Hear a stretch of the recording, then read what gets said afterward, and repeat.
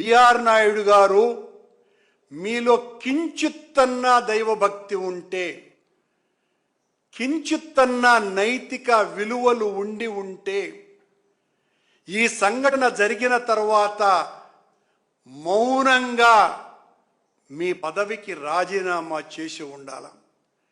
మీలో ఏ కోశాన అపరాధ భావన లేకపోగా మీరు చేసినటువంటి అనైతిక చర్య బయటికి వచ్చినందుకు వైఎస్ఆర్ కాంగ్రెస్ పార్టీ మీద ఆ ఆరోపణ రుద్ది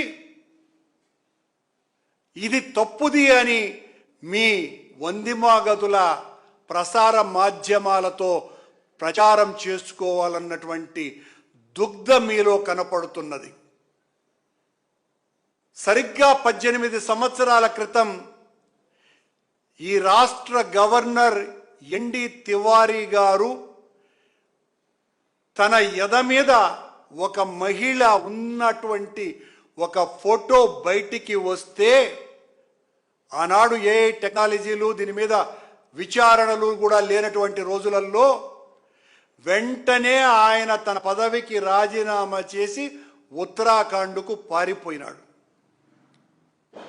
ఎస్వీబీసీ భక్తి ఛానల్కు మా హయాంలో అధ్యక్షుడిగా ఉన్న పృథ్వీ అనేటువంటి వ్యక్తి, ఆయన ఒక మహిళను వాటేసుకుంటాను అన్నటువంటి మాటలు ఆడియో బయటికి వస్తే వెనువెంటనే మా నాయకుడు జగన్మోహన్ రెడ్డి గారు తీవ్రంగా హెచ్చరించి ఆయనను ఆ పదవిలో నుంచి తీసివేసినారు.